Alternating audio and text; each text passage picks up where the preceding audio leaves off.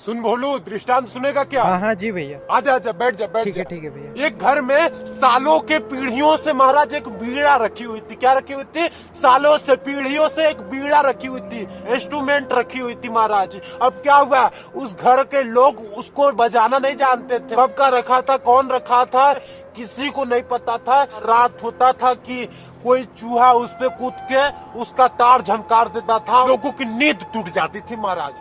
वो क्या होता था, उस बीड़ा पे चूहा कूद जाता था रात में तो लोगों की नींद उड़ जाती थी, उठ जाते थे, तुरंत जग जाते थे। जब सुबह हुई तो घर वाले फैसला लिए। क्या लिए? सुनो सुनो आप लोग सुनो। ये बीड़ा घर में रखी हुई है, कौन रखा है, कैसे रखा है, कौन बजाता था, ये तो हम लोगों को पता ही नहीं है। तो क्या करते हैं, रात में डिस्टर्ब भी करता है हमें सोने में। अब क्या करते हैं, इसको फेंक देते हैं बाहर। घर में किसी को बजाने तो आता ही नहीं है, क्या होगा ये रखकर। अब क्या हुआ महाराज, घर वाले दिमाग लगाए, उस बीड़ा को बेकार समझकर ले जाकर बाहर पटक दिए। क्या किए? बीड़ा को पटक दिए सड़क पे ले जाकर महाराज। तो क्या घटना घटी भाई साहब कि उसी रास्ते से, एक रास्ते से फकीर आ रहे थे।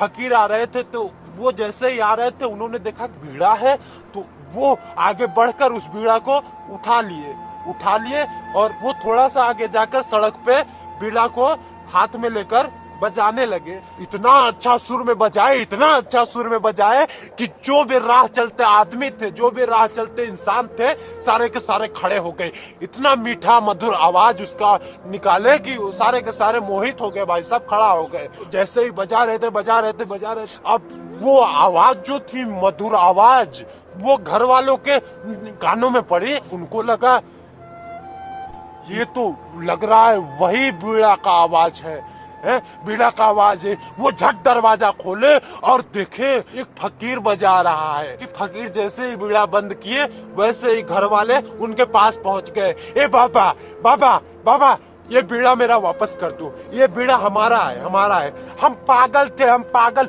जो इस बीड़ा को हम सड़क पे फेंक दिए। इतना मधुर आवाज देती है, इतना मधुर। लाओ हमारा बाबा, बीड़ा लाओ, वापस दो।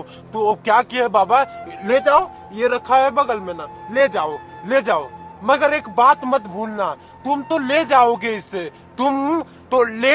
इसे, पर तुमसे बजेगा नहीं। तुम साज तो खरीद सकते हो, पर साज होता उसी के पास है जो बजाना जानता है। क्या?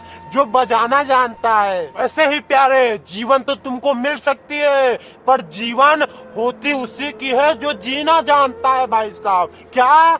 जो जीवन, जिंदगी को जीना जानता है, जिंदगी उसी की होती है भाई साहब। साज में और स्वर देने में अंतर है भाई साहब। भूल कर भी ऐसे फालतू समझकर लोगों को मत खोना भाई साहब। उनकी कीमत हमें जानने के बाद पता चलती है। जब वो उभरता है ना, जब वो नीचे से ऊपर आता है ना फल, तब पता चलता है भाई साहब कि मैंने क्या गवा दिया। फिर पछताना पड़ता है। वो मेरा ही था, मैंने ठुकराया, मैंने गालियां दी, मैंने उससे भेज दिया वहां, मैंने ऐसा कर दिया उसके साथ।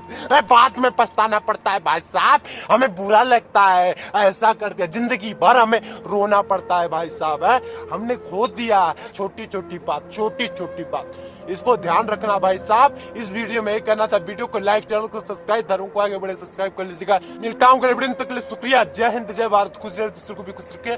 बाबा मेरे